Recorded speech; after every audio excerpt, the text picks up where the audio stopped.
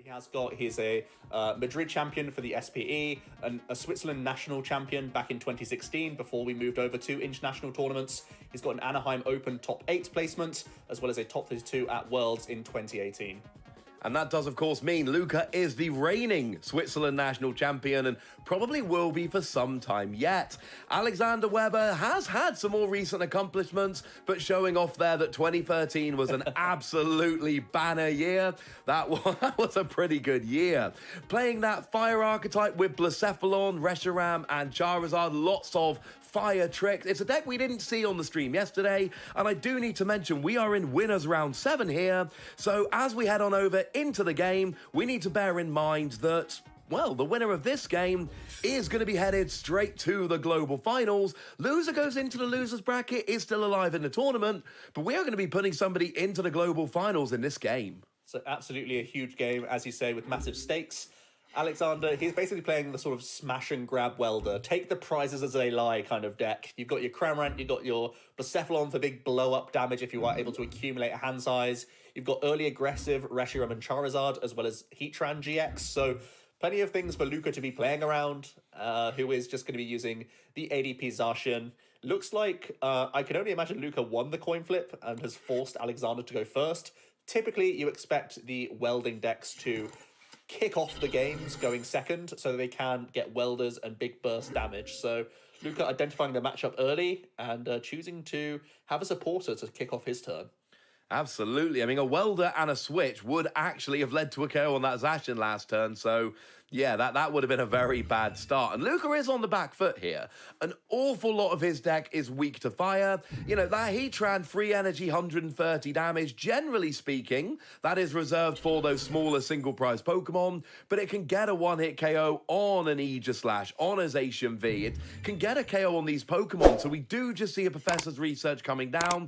And Luca is going to need to have some fast turns here, some big KOs, because what you cannot do here is just take a couple of turns, set up a couple of Zacian, because Alex's fire deck is going to absolutely run through them. You need to get that GX attack off. You need to hope that there is no response on that ADP with someone like a Blacephalon, and then you need to get yourself a couple KOs and kind of run away. You start this game on the back foot if you're Luca. Absolutely, but he has drawn into one of his key cards for the matchup. He's drawn into his one-of copy of Chaotic Swell. As you do see, he's just going to have a quick look through his prize cards, see what is accessible to him. Looks like he's just going to be ending on the Attachment and Intrepid Sword. I can only imagine he'll go into his ADP into the active, because that Zacian is a little bit vulnerable thanks to its weakness to fire. So he's going to bring ADP out into the fray, and we are going to see the Intrepid Sword here. Doesn't have much to work with, so this is actually a big 3 cards here. Picks up to Dene GX. That's really solid. Yeah, that's not too bad. And this is not one of those games where you worry about benching a Dedenne.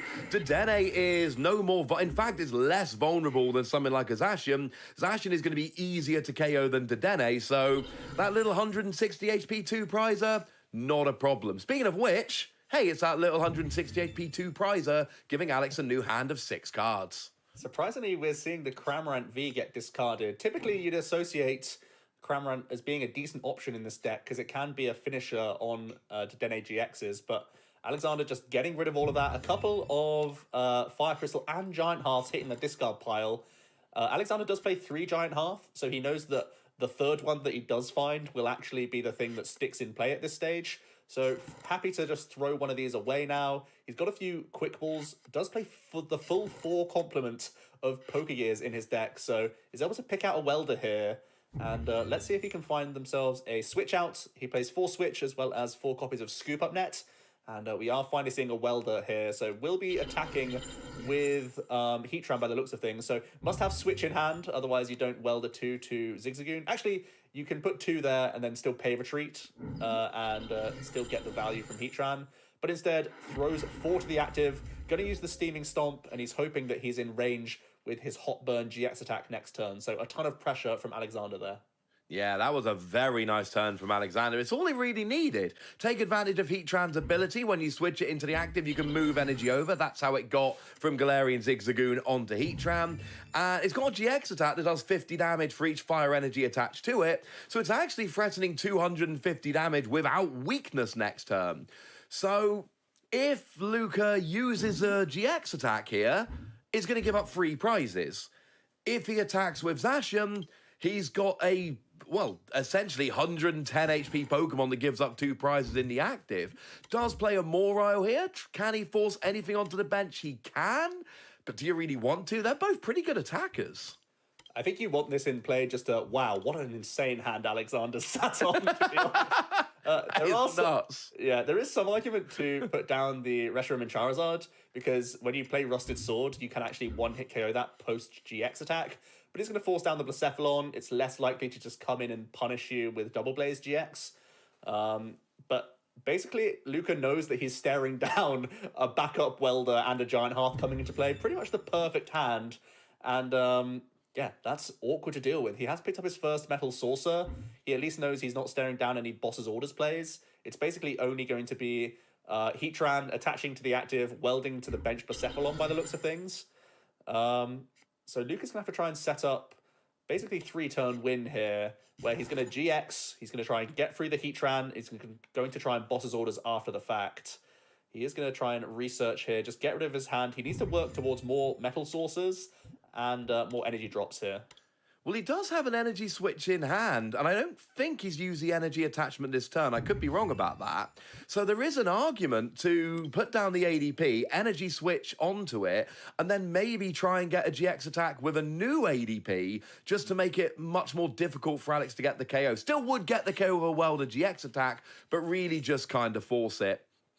Yeah, I actually don't mind that play, especially now that the Cramorant's been discarded, so the damaged ADP would be difficult to access. So a cool play that was still open to him, but now that door's shut. The ADP, the secondary one, now just hits the discard pile pre-research. There is an energy drop for Luca, so we could see simply going into the ADP, we can see an energy drop onto a Zacian by the looks of things, and then just a GX attack here.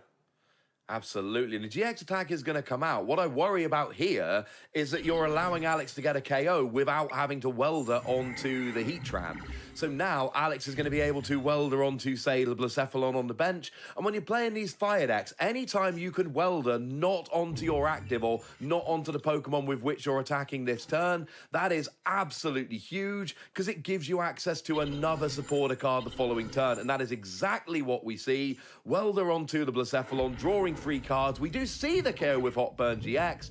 And now Alex is just 3 prizes away from victory.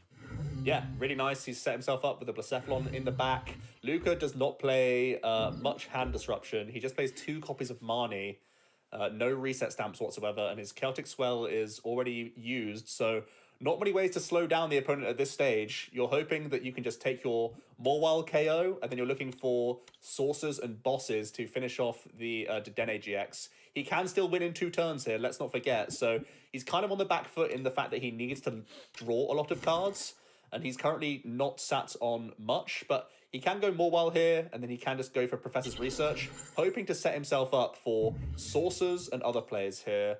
Well, basically next turn he needs Saucer attachment, Boss's Orders. Yeah, and I like it, you know, like you say, it's absolutely open.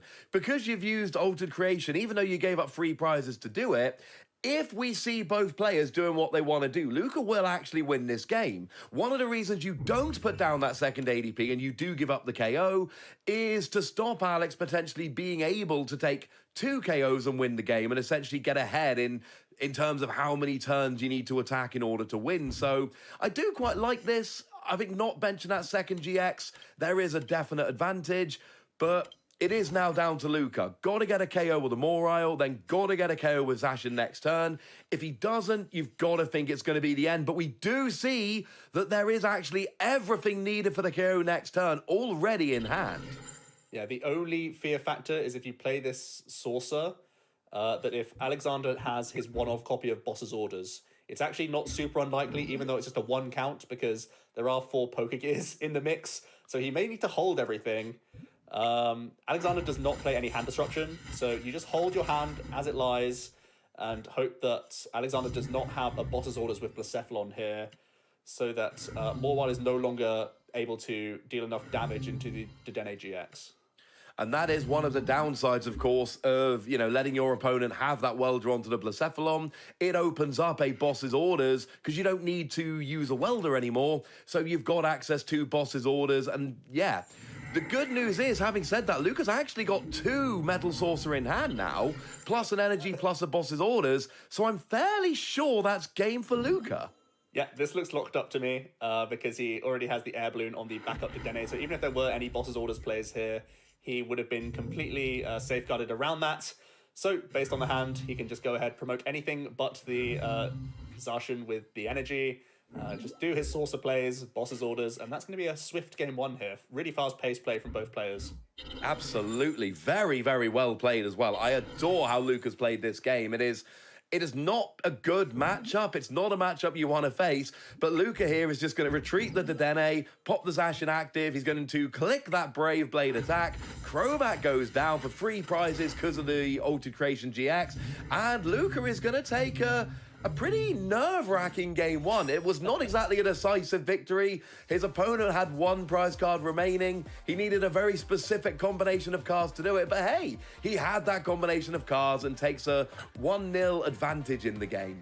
Yeah, very nice to see. I think you get to see exactly why Luca chose to go second in that game, because essentially Alexander just had to spend a turn attaching to a Heatran, and typically tempo's the name of the game for the Welder deck. They want to be smashing early, getting damage, even if it is onto an ADP, or if you are able to take that 2 prize knockout on the Zacian before there's a GX attack from the ADP, that's when you start flying ahead as the fire deck and just churning attack after attack. But it turned out that Luca choosing to go second was the better outcome for them. They were still getting that turn 2 GX attack off. They were able to dig through their deck, find enough metal sources, use their Morwell GX very well also, forcing something down into play to allow you to do more numbers into the Heatran to actually reach that KO. So yeah, some really cute decisions from Luca. Also found their Celtic Swell at the right time, which is always a good thing in this matchup. Yeah, it's just a beautifully played game. You know, little things like you said, holding that Metal Saucer rather than playing it, because if you do play it, there is a small chance that your opponent KOs the one with too much energy on, and then you don't have that energy. So I think Luca played that game absolutely brilliantly. Let's head on straight over into game 2 then. I still don't think Luca is the favorite in this game. You know, you don't want to be playing against a deck that's got type advantage over you. That's never a great place to be. But Luca just showed us, look, I'm in winners round 7 for a reason. I haven't actually lost a series in the Players' Cup yet, and I know how to navigate this matchup. Yeah, showing everything in that first game. For Alexander, able to go second now, forcing Luca to go first. Never a bad thing. Luca has a pretty good start. The Big Charm can make it more awkward for Alexander to go for those Heatran GX plays that we saw in that game 1. So again, timely to find that one-of copy in his deck. Also able to establish a Zacian before going ahead and using a Dede change here. So everything he needs already turn 1, and he's looking to establish a bigger hand size for that turn 2. He could be ending on a 9-card hand here. This is a really good... You know, bearing in mind you're not allowed to play a supporter card or attack going first, which really limits your options, that is a very, very nice turn 1. And, you know, Luca, we saw, chose to go second game 1, didn't want his opponent to go second, has to let his opponent go second here, so goes, right, well, if I'm going to have to go first, I'm going to have a redonk turn 1. Alex, however, can he do it? We know these fire decks can have an explosive turn 1, pun intended, if they're going second using that welder card, so how much can Alex actually get done this turn? Well, based on the first few actions, lots. I think the early quick ball getting rid of Dedenne, we've already seen there's a welder that's found its way into the hand. We've also seen a Crobat V pickup for Alexander. So trying to either Stellar Wish towards Giant Hearth here, or just lower the hand size. So yeah, it looks like we're going to be holding a welder in hand, Crobatting for 5. Then we have Stellar Wish to try and find that Giant Hearth to really get rolling here for damage. Naturally draws into some fire energies, so Heatran's going to be coming in swinging with that Steaming Stomp this turn.